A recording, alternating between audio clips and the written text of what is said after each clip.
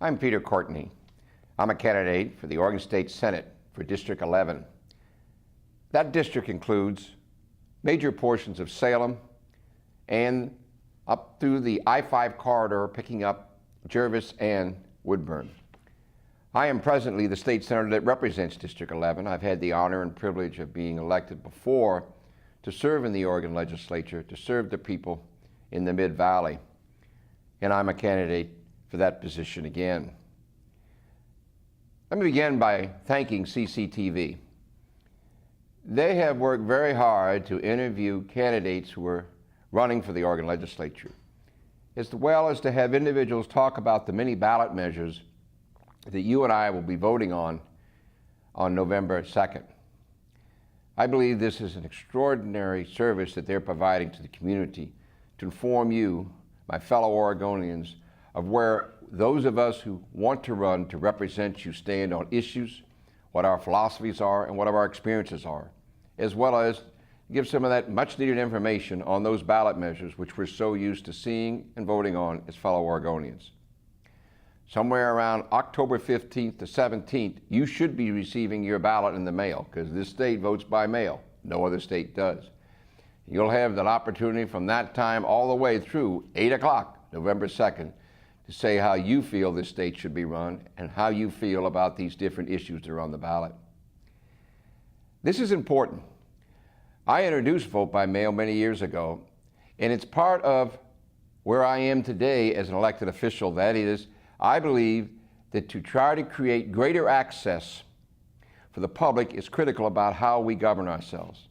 As a state senator and as president of the Oregon State Senate, I have worked very hard to have the legislature reach out to all Oregonians with their legislative committees to conduct work sessions and actual public hearings, not only on bills, but the state budget when it was proposed.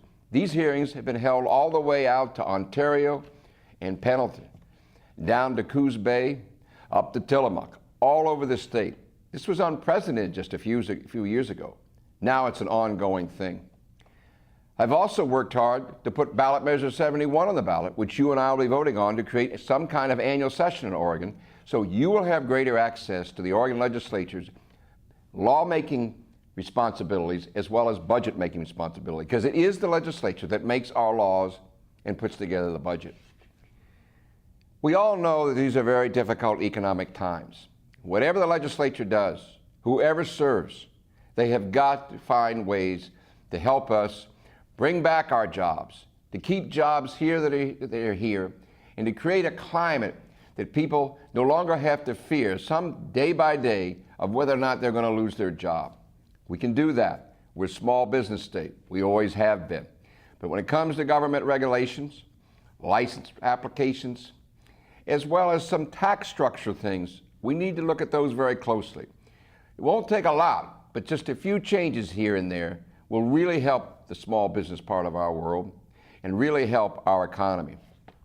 But even if we do that, we have got to take a look at the educational system. Oregon does okay, she really does. But we've got to create more of a seamless system, starting with young people before they even go to elementary schools, your Head Starts, early intervention programs, all the way through the 7 public universities we have, which includes the 17 community colleges. Right now, our system is not that integrated. Yes, several different systems talk to each other, but I believe that we must find a way to make them more integrated. The last thing is very serious to me. I know it is to you. Whoever has been sitting here and being interviewed, it's very important that they understand, and that includes me, that we have got to become united among all our different people and viewpoints if we're going to get through this. Oregonians know how to unite, starting back with the Oregon Trail. Nobody's better than us, even though we often disagree, we can unite.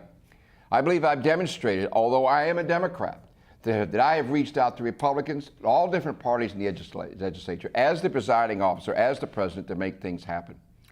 I also believe that if we're united, we will believe. We gotta believe. If we believe and we're together, there's nothing that we Oregonians can't do. And I believe we are going to come together, and we are going to believe, and we're going to get there. Thank you very much for listening. Hi, my name is Mike. I feel that my opponent, Mr. Courtney, has had his chance to make a positive difference for Oregon for a long, long time. He has had decades to improve our job situation here, and instead we're breaking records in the number of unemployed Oregonians over a year now at 10.5% or higher unemployment. We are now at a new record of 14 years of above the national average in unemployment. We've had over 150,000 private jobs lost in the last 2 years, and as a result, 1 in 5 of us are now on food stamps. 1 in 6 of us are or underemployed. I can and will change that if you give me a chance to do so.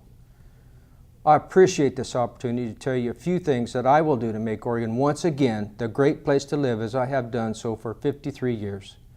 I'm willing to help so that our children and their children will truly have a better life, instead of so many of us now struggling just to get by.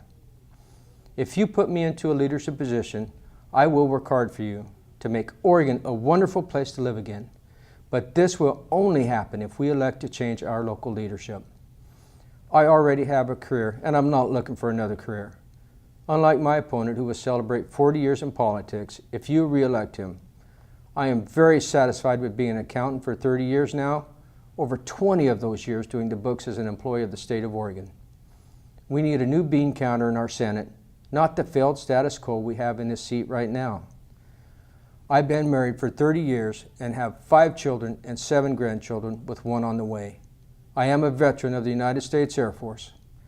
I have served my country, and now I wish to serve my community, to give back.